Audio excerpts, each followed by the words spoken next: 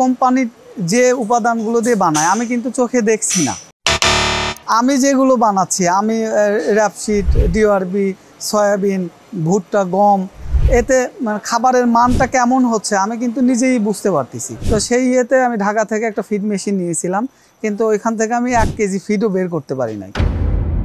তো এখন এসে আপনাদের দোকানে আসলাম, কয়েকবার ভিজিটও করেছি, কয়েকবার দেখেওছি ফিড বানাচ্ছেন।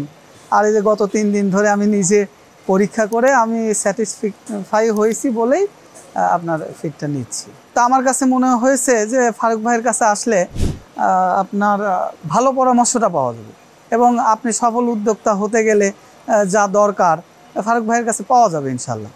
এটা আমি কিন্তু আপনাদের মার্কেটিং করলাম না, কিন্তু আমার বাস্তব অভিজ্ঞতার কথা বললাম।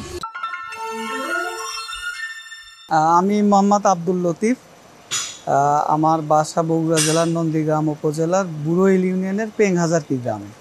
মূলত একটা ফিড মেশিন নিলাম।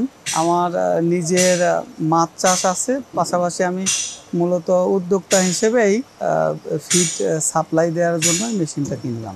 জি জি জি জি সুন্দর করে দেখিয়ে দিয়েছে। এবং আমি তো সরকারি চাকরি করি, তো আমার ড্রাইভার যিনি মূলত মিলটা দেখাশোনা করবেন, ওনাকেও সাথে নিয়ে এসেছি আমি, ওই জন্য ওনাকে সুন্দরভাবে আপনার বুঝিয়ে দিয়েছেন আপনাদের লোকজন। আমার মূলত মাছের খামার, আমি মাছ চাষের সাথে ছাত্র জীবন থেকেই সম্পৃক্ত। আমি রাজশাহী ইউনিভার্সিটির স্টুডেন্ট, পড়াশোনা অবস্থা থেকেই আমি মাছ চাষের সাথে সম্পৃক্ত ছিলাম পারিবারিকভাবে। তো তারপর মাছ চাষটা একসময় আমার কাছে মানে শখের একটা পেশা হয়েছিল। তো আমার কাছে মাছ চাষ করতে যেয়ে একটা জিনিস মনে হয়েছে যে মাছ চাষে সবচাইতে মানে কস্ট যে বিষয়ে আমাদের টাকা পয়সা বেশি লাগে সেটা হলো খাদ্য খরচ।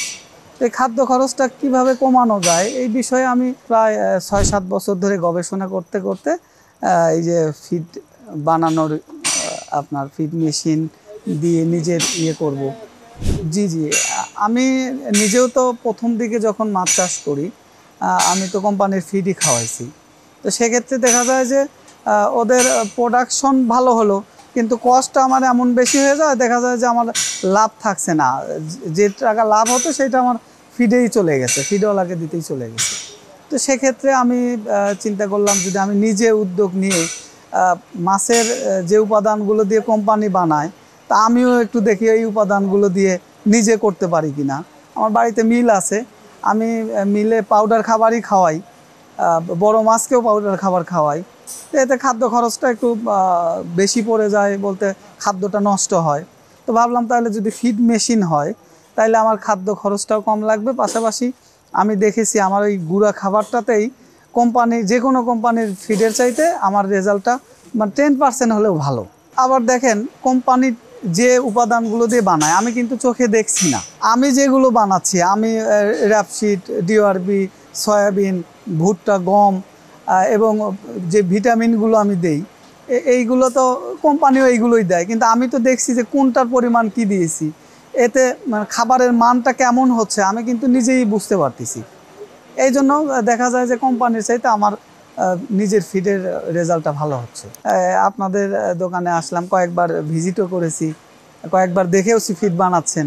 আর এই যে গত 3 দিন ধরে আমি নিজে পরীক্ষা করে আমি স্যাটিসফাই হয়েছি বলেই আপনার ফিডটা নিচ্ছি।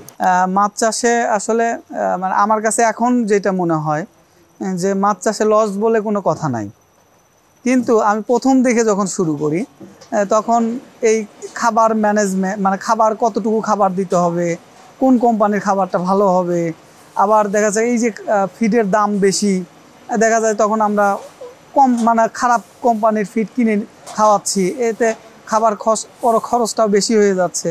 এইগুলো দিয়ে দেখা যায় যে লাস্টে লাভের তো লাভ হয়ই নাই, লস হয়ে যাচ্ছে।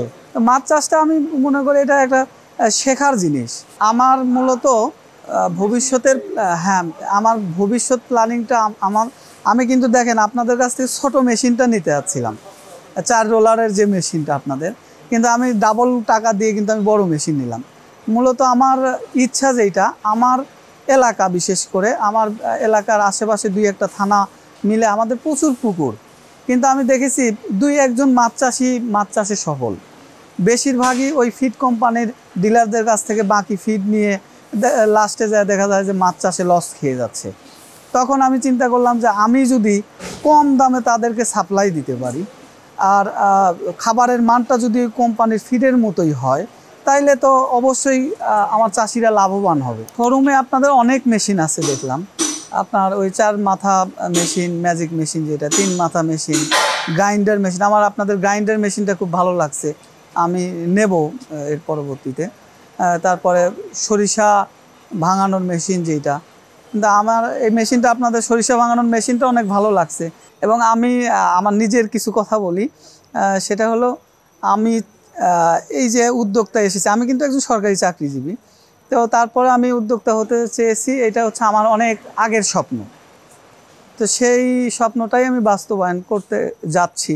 হয়তো আমি 40% সফল হয়েছি, আমার ব্যবসায় আমি 40% সফল হয়েছি, আর আমার ব্যবসার ক্ষেত্রগুলো আর বাড়াচ্ছি। এই হচ্ছে বিষয়। তো আমি যেহেতু উদ্যোক্তা হতে এসেছি এবং এই লাইনে, ফিডের লাইনে নতুন, আপনারা আমার জন্য দোয়া করবেন এবং সহযোগিতা করবেন, ইনশাল্লাহ যাতে আমি সফল হতে পারি।